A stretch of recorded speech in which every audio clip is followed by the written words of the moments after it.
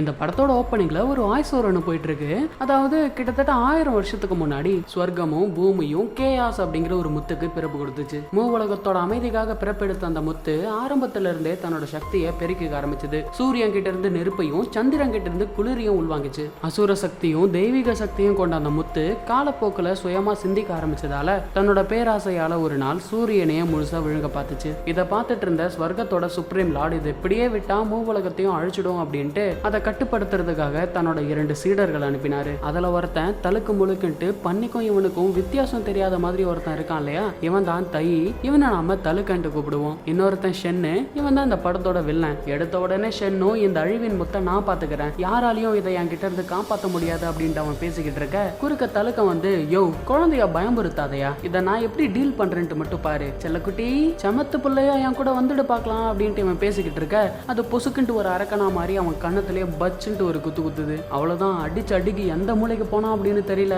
ஷென்னு அவனோட மின்னல் வாளால அந்த கேஎஸ் முத்தை அட்டாக் பண்றான். பட் அதால சக்தியை உள்வாங்க முடியும் போல அவனோட மின்னல் சக்தியை உள்வாங்கி திரும்ப அவனையே அட்டாக் பண்ணுது. ஆக்சுவலி இவங்க 2 பேருமே இம்மார்டல்ஸ், அதாவது அழிவே இல்லாதவங்க. திரும்ப வந்த தலுக்கணும் அந்த கேஎஸ் முத்தோட 2 கையையும் கட்டி போட்டுறான். வாயை வச்சுக்கிட்டு சும்மா இல்லாம முடிஞ்சா இப்ப என்ன அடி பார்க்கலாம்னு சொல்லிட்டு இவன் வீரவசனம் பேசிக்கிட்டு இருக்க, பொசுகிட்டது 4 கைகளை கொண்டு வந்து இவனை சர மாதிரி அட்டாக் பண்ணுது. இது எல்லாத்தையும் மேல இருந்து சுப்ரீம் லார்ட் பாத்துக்கிட்டே இருந்திருப்பாரு.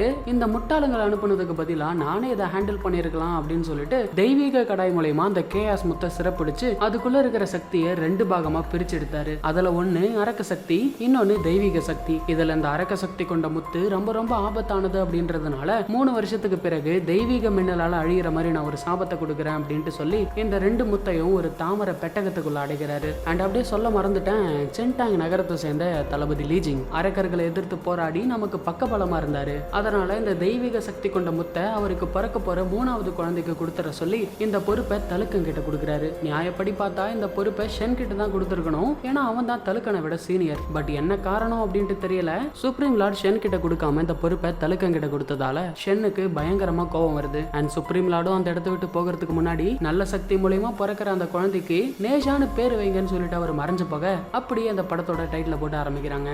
கட் பண்ணா நம்ம தலுக்கனும் பறக்கிற பண்ணி மூலமா சென்டாங் நகரத்தை நோக்கி போய்கிட்டு இருப்பான். அதே சமயம் இந்த பக்கம் தளபதி லீயும் லேடி என்னையும் காட்டுறாங்க. வரும்போதே பாருங்க நல்லா கறி அடிச்சு நூத்திட்டு வராங்க இல்லையா. ஆக்சுவலி இந்த அம்மா கடந்த 3 வருஷமா பிரெக்னெண்டா இருக்கிறாங்க. பட் இன்னும் அவங்களுக்கு குழந்தை பிறக்காமலே இருக்கு. அதனால தளபதி லீயும் கடவுளை வழிபடலாம் அப்படின்ட்டு கூட்டிட்டு வந்திருப்பாரு. பட் அவங்க செம கோவத்துல இருக்கிறாங்க. வழிபட்டா மட்டும் 3 வருஷமா பிறக்காத குழந்தை இப்போ பிறந்துருமா என்ன? இப்படி அவங்க பேசிட்டு இருக்கும்போது அந்த இடத்துல கூரையை பிச்சுக்கிட்டு அந்த இடத்துல நம்ம தலுக்கு வந்து விழுறான். நான் தான் தலுக்கு, சுப்ரீம் லார்ட் என்ன அனுப்புனாரு அப்படின்ட்டு இவன் சொல்லி முடிக்கிறதுக்குள்ள பொத்துன்னு அவன் தலையில ஒரு கல்லு வந்து விழுது. கட் பண்ணா இப்ப அடுத்த சீன்ல ஊர் மக்கள் எல்லாருமே தளபதி வீட்டுக்கு முன்னாடி ஒண்ணு கூடி இருக்காங்க. என்னன்னு பார்த்தா 3 வருஷமா பிரெக்னெண்டா இருந்த லேடி இன்னைக்கு இப்ப பிரசவ வலி வந்திருக்குது. அதனால ஊர் மக்கள் எல்லாருமே நல விசாரிச்சுட்டு இருப்பாங்க. அப்ப அந்த இடத்துல தான் அந்த வெள்ளப்பயலும் இருக்கிறான். யாருக்கும் தெரியாம 2 மந்திர காகிதங்கள் அனுப்பி விடுறான். அதே சமயம் இந்த பக்கம் லேடி இன்னும் பிரசவ வலியால துடிச்சிட்டு இருக்கிறாங்க. இங்க நம்ம தலுக்கணும் லேடி என்னோட வயித்துல அந்த நல்ல சக்தி முத்தை கொண்டு சேர்க்கணும் அப்படின்றதுக்காக அதுக்கான சரியான நேரத்துக்காக காத்துக்கிட்டு இருக்கான். அப்ப அந்த இடத்துக்கு ஒரு சொட்டத்தலையம் வரான். வந்தவன் இது எங்களோட ஒரு சின்ன அன்பளிப்பு அப்படின்னு சொல்லிட்டு ஒரு மது குவளைய வச்சுட்டு போறான். டே நான் ஒரு முக்கியமான சொல்லியா இருக்கேன், இதை எடுத்துட்டு போடா அப்படின்ட்டு இவன் எவ்வளவு சொல்லியும் அந்த சொட்ட பயப்புல அது எதையும் கேட்காம அந்த இடத்த விட்டு போயிடுறான். தலுக்க என்னதான் வேணான்னு சொன்னாலும் அவனால அந்த சரக்கு அடிக்காம இருக்க முடியல. சரி ஒரு கல் படிச்சா ஆபத்துக்கு பாவம் இல்லைன்னு சொல்லிட்டு ஒரு கல் படிக்கிறேன்ட்டு சொன்னவன் மொத்தத்தையும் குடிச்சுட்டு மட்டையாயிட்டான். அப்ப அந்த இடத்துக்கு மறுபடியும் அந்த சொட்டத்தலையம் வரான். இவ்வளவு சீக்கிரம் நீ ஏமாறுன்ட்டு நான் எதிர்பார்க்கல அப்படின்னு சொல்லிட்டு அந்த மந்திர தாமரை பெட்டகத்துக்கிட்ட போறான். அப்பதான் நமக்கு தெரிய வருது இவன் வெள்ளனோட கட்டுப்பாட்டுக்குள்ள இருக்கிறான் போல. ஏன்னா அவனுக்கு பின்னாடி வெள்ள அனுப்புன அந்த மந்திர காகிதம் இருக்குது. அந்த மந்திர தாமரை பெட்டகத்தை திருட முயற்சி பண்றான். பட் அது இவனை தூக்கி வீசி அடிச்சிருது. ஏன்னா அந்த மந்திர பெட்டகத்தை தலுக்கனால மட்டும்தான் ஓபன் பண்ண முடியும், வேற யாராலையும் அதை ஓபன் பண்ண முடியாது. இங்க லேடி என்னோட நிலைமையும் ரொம்ப மோசமாகிட்டு இருக்கு. அப்ப இந்த தலுக்க என்ன பண்றான்னு சொல்லிட்டு தளபதியும் வந்து பார்த்தா தலுக்க குடிபோதையில மயங்கி இருக்கிறான். அண்ட் அந்த சொட்ட தலையனும் வெள்ளனோட கட்டுப்பாட்டுல இருந்து வெளியே வந்துட்டான் போல. மயங்கி இருக்கிற தலுக்கனை எழுப்ப முயற்சி பண்றான். அப்ப குறுக்க வந்த தளபதிலையும் நீ நகரு நான் பாத்துக்கிறேன் அப்படின்னு சொல்லிட்டு மின்னல் வேகத்துல அவனோட வயிற்றுலயே சரமாரியா குத்துறாரு. கடைசியா ஓங்கி ஒரு குத்து குத்த பொலக்குன்ட்டு குடிச்ச சரக்கு எல்லாத்தையும் வாந்தி எடுத்து போடுறான். நிலைமையை புரிஞ்சுக்கிட்ட தலுக்கணும் அந்த மந்திர தாமரை பெட்டகத்தை ஓபன் பண்ண முயற்சி பண்றான். பட் அதை ஓபன் பண்ணணும்னா பாஸ்வேர்டு தேவை. ஆனா அந்த கிறுக்கு பயவுல பாஸ்வேர்டை மறந்து விட்டான் போல தப்பு தப்பா போட்டுக்கிட்டு இருக்கான். இது வரைக்கும் 4 முறை பாஸ்வேர்ட் போட்டு பார்த்துட்டான். பட் அது ஓபன் ஆகல. ஒரு கால் 5வது முறையும் தப்பா போட்டுட்டான்னு வச்சுக்கோங்களேன். அடுத்த 10 வருஷத்துக்கு அப்புறமேட்டுக்கு தான் அந்த மந்திர தாமரை பெட்டகத்தை ஓபன் பண்ண முடியும். பட் சடனா தலுக்க என்ன நினைச்சான்னு தெரியல, பொசுகுன்ட்டு அவனோட ஃபிங்கர் பிரிண்ட் வைக்கிறான். பார்த்தா அது ஓப்பன் ஆயிடுச்சு. ஃபிங்கர் பிரிண்டால கூட அதை ஓப்பன் பண்ண முடியும் போல. இதெல்லாம் எனக்கு சும்மா சாதாரணமான விஷயம், எனக்குள்ள இன்னும் பல திறமைகள் இருக்குன்னு சொல்லிட்டு தலுக்கம் பேசிக்கிட்டு இருக்க, இவ்வளவு நாள் நல்லவனை போல நடிச்சிட்டு இருந்த அந்த சொட்ட தலையன் அங்க பாருங்க அண்டங்காக்கா மல்லாக்க பறக்குதுன்ட்டு தலுக்கனை தசை திருப்பிட்டு அந்த மந்திர முத்துக்களை திருட பாக்குறான். ஆனா அதுக்குள்ளவே லீ அவனை பிடிச்சிடுறாரு. அவன் பின்னாடி ஒரு மந்திர பேப்பர் இருக்கிறத பார்த்துட்டு இது கண்டிப்பா எதிரிங்களோட வேலையா தான் இருக்கும் அப்படின்ட்டு இவங்க சந்தேகத்துல பேசிட்டு இருந்த கேப்ல ஒரு கிழவி அந்த மந்திர முத்துக்களை ஆட்டைய போட்டுருது. போதா குறைக்கு அந்த அரக்க சக்தி கொண்ட முத்தை அங்க இருக்கிற கற்சுவர்ல வச்சு விட்டுருது. ஆக்சுவலி அந்த மந்திர முத்தை லேடி இன்னோட வயிற்றுல வைக்கணும் அப்படின்ட்டு அவசியம் இல்ல, ஜஸ்ட் இந்த கற்சுவர்ல வச்சாலே போதும், அது ஆட்டோமேட்டிக்கா ஒரு பவரா டிரான்ஸ்ஃபார்ம் ஆகி லேடி இன்னோட வயிற்றுக்குள்ள இருக்க அந்த குழந்தைக்கு போய் சேர்ந்துரும். ஆனா இங்க தளபதி லீயோட குழந்தைக்கு போய் சேர வேண்டியது அந்த தெய்வீக சக்தி கொண்ட முத்து இல்லையா? ஆனா இந்த கிழவி அரக்க சக்தி கொண்ட முத்தை வச்சதால இப்ப அந்த குழந்தைக்கு அரக்க சக்தி தான் கிடைக்கும். இதை தடுக்கணும் அப்படின்றதுக்காக தளபதி லீயும் அந்த கற்சுவரை உடைச்சிடுறாரு. அப்படி இருந்தாலுமே அந்த அரக்க சக்தி ஒரு பவரா டிரான்ஸ்ஃபார்ம் ஆகி லேடி இன்னோட வயிற்றுக்குள்ள இருக்கிற அந்த குழந்தைக்கு போய் சேர்ந்துருது. உடனே அங்க ஒரு பெரிய வெடிப்பு ஏற்படுது. அதே சமயம் தெய்வீக சக்தி கொண்ட முத்தை அந்த கிழவி வில்லங்கிட்ட ஒப்படைக்குது.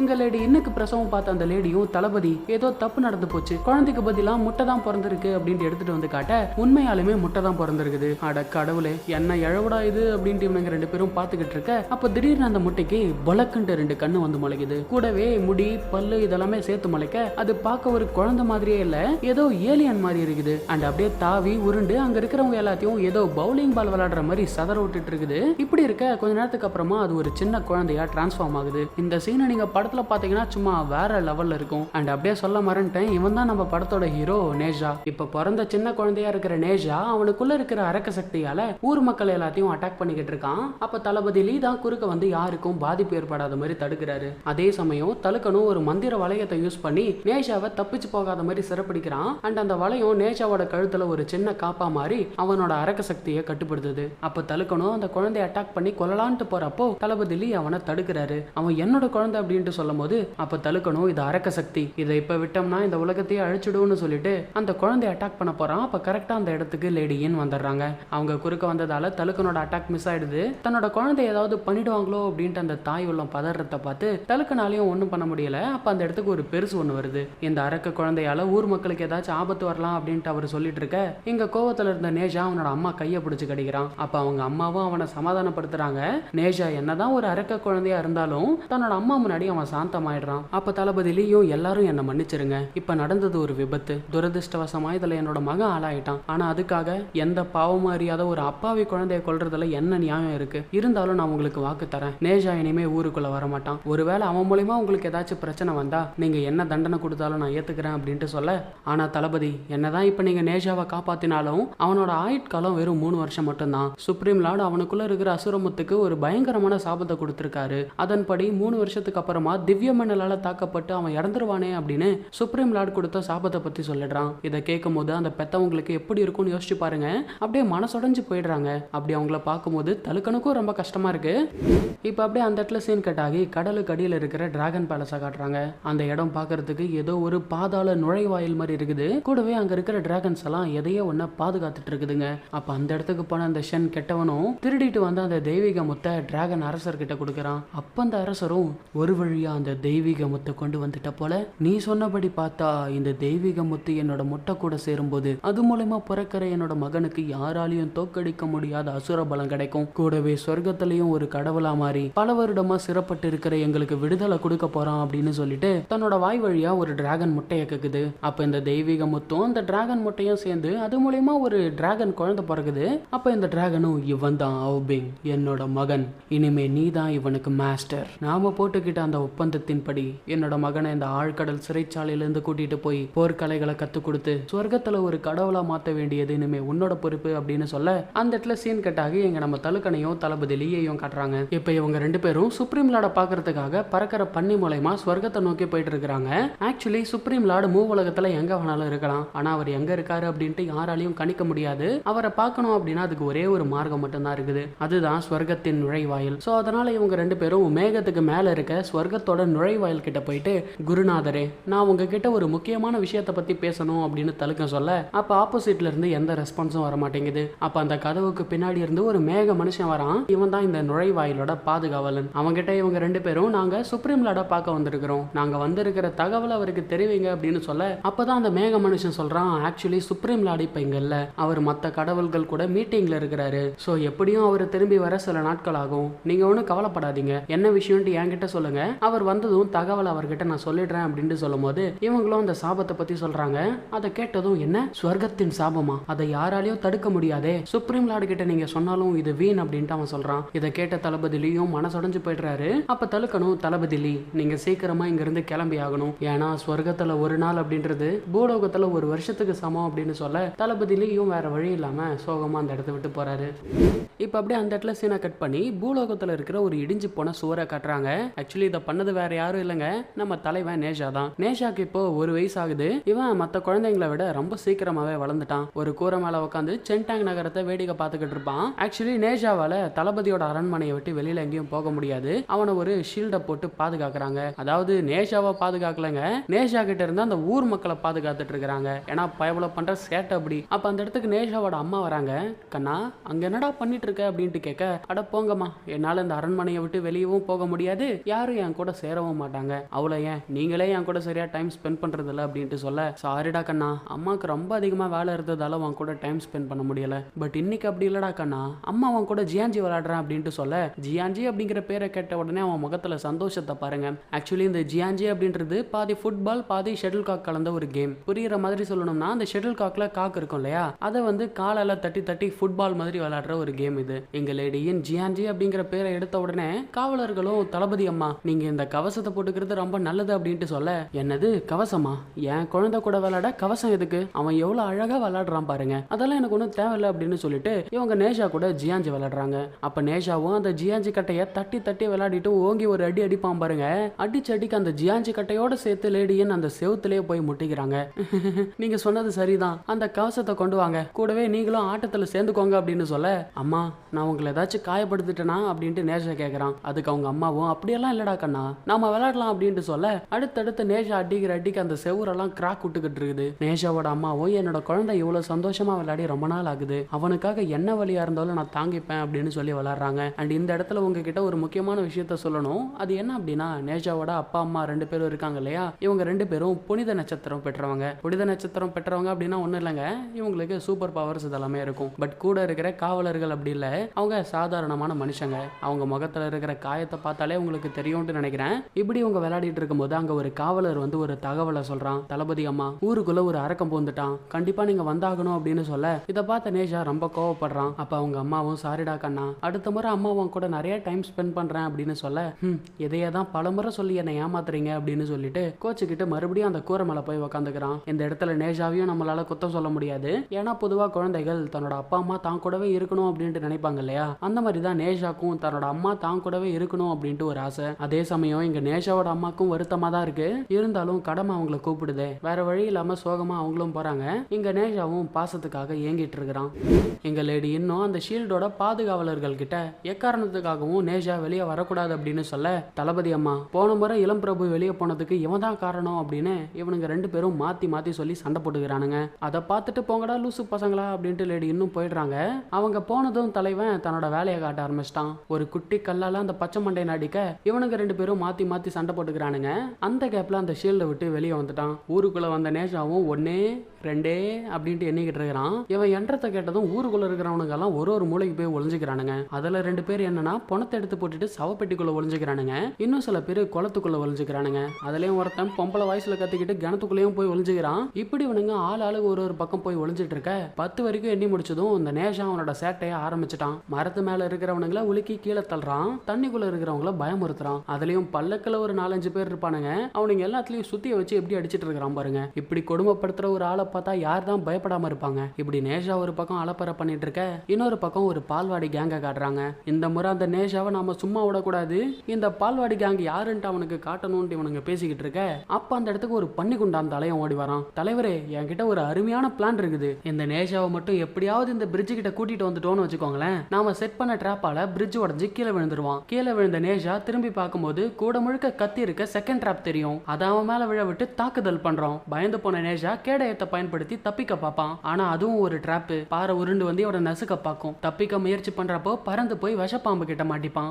ஏனில ஏறி தப்பிக்கலான்ட்டு பார்த்தா அதுவும் ஒரு டிராப்பு. தேனீக்கள் கிட்ட மாட்டிப்பான். கடைசியா தப்பிக்க வேற வழி இல்லாம இந்த சேத்துல வந்து விழுந்துருவான். இப்படி பண்றதால பாதி மென்டலா இருக்கிறவன் முழுசா மென்டலா மாறிடுவான் அப்படின்ட்டு தன்னோட பிளான சொல்ல, டேய் பண்ணிக்கொண்டான் தலையா, செம பிளான்டா இது, எப்படி இப்படி எல்லாம் யோசிச்ச அப்படின்னு கேட்டா, அதெல்லாம் உங்க கூட இருந்தா தானா இப்படி வருது தலைவரே அப்படின்னு அவன் சொல்லிட்டு இருக்கும்போது ஊளமுக்கு மண்டையனும், ஆனா நேஷாவை எப்படி கூட்டிட்டு வர்றது அப்படின்ட்டு கேட்க, அதுக்கு இந்த பண்ணிக்கொண்டான் தலையனும் ஜஸ்ட் அவனை பயமுறுத்தனா போதும்னு சொல்றான். அதான் எப்படி அப்படின்னு கேட்க, இப்படிதான் அப்படின்னு சொல்லிக்கிட்டு அவன் மண்டையில இருக்கிற மாஸ்க் எடுக்கிறான். பார்த்தா அது நேஷா. அவ்வளவுதான். நேஷாவை பார்த்த உடனே பயந்து போய் இவனுங்க அந்த பிரிட்ஜ் மேல வட நேஷாக்கு என்னெல்லாம் பிளான் போட்டானுங்களோ அது எல்லாமே இப்ப திரும்ப இவனுங்களுக்கு நடக்குது. இந்த சீனை நீங்க படத்துல பார்க்கும்போது சும்மா வெறித்தனமான காமெடியா இருக்கும். இவனுக்கு சேத்துல விழுந்ததை பார்த்து நேஷா விழுந்து விழுந்து சிரிச்சுக்கிட்டு இருப்பான். அப்ப அந்த இடத்துக்கு ஒரு குட்டி பையன் ஓடி வந்து, தலைவரே தலைவரே, நேஷா என்ன அடிச்சு போட்டு என்னோட துணி ஆட்டைய போட்டுட்டான் அப்படின்னு சொல்ல, ரொம்ப சீக்கிரமா வந்து சொல்றடா வீங்கன மாட்டையா அப்படின்னு சொல்லிட்டு நேஷாவை நீ ஒரு அரக்கன் குட்டிச்சாத்தான் அப்படின்ட்டு சொல்லி திட்டுறான். ஆக்சுவலி நேஷாக்கு தன்னை ஒரு அரக்கன்ட்டு சொன்னா சுத்தமா பிடிக்காது, செமக்கம் வரும். அதனால கோவப்பட்ட நேஷாவும் அங்க இருக்கிற ஒரு பாறையை எட்டி உதைக்க கரெக்டான டைமுக்கு தலுக்க வந்து அந்த பசங்களை காப்பாத்திடுறான். அதே சமயம் நேஷாவோட அப்பாவும் வந்துட்டாரு. நேஷா நீ எல்லையை மீறிட்ட அப்படின்னு சொல்லிட்டு ஒரு அறைக்குள்ள அவனை பூட்டி ஹவுஸ் அரெஸ்ட் பண்ணிட்டாங்க. அதே சமயம் இந்த பக்கம் லேடி இன்னும் இதெல்லாத்துக்கும் காரணம் நான் தான் கடமைன்ட்டு என்னோட மகனை கவனிக்காம விட்டுட்டேன், அதனால இப்படி ஒரு பிரச்சனை ஆயிடுச்சு அப்படின்னு சொல்லி ரொம்ப ஃபீல் பண்றாங்க.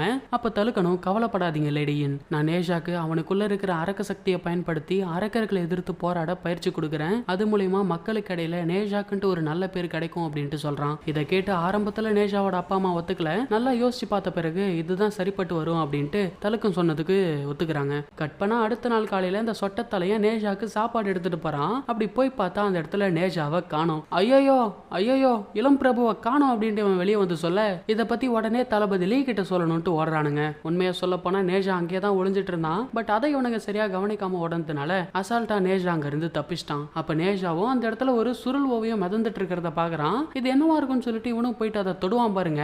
டக்குன்னு நேஷா அந்த ஓவியத்துக்குள்ள போயிடுறான். கண்ணை திறந்து பார்த்தா இப்ப அவன் அந்த ஓவிய உலகத்துக்குள்ள இருக்கான். பார்க்க அவ்வளவு அழகா இருக்குது அந்த இடம். அங்கதான் நம்ம தலுக்கணும் இருக்கிறான். நேஷா கிட்ட உனக்கு ஒரு மேஜிக் காட்டுறான் பாரு அப்படின்னு சொல்லிட்டு அவன் கிட்ட இருக்கிற மேஜிக்கல் பிரஷ் மூலமா அங்க இருக்கிற மரத்தை ஒரு படகு மாதிரி மாத்துறான். அண்ட் அப்படியே தண்ணியை வர வச்சு நம்ம நேஷாவை ஒரு ரைடு கூட்டிட்டு போறான். அப்படியே ரோலர் கோஸ்டர்ல போற மாதிரி எவ்வளவு சூப்பரா இருக்கும்.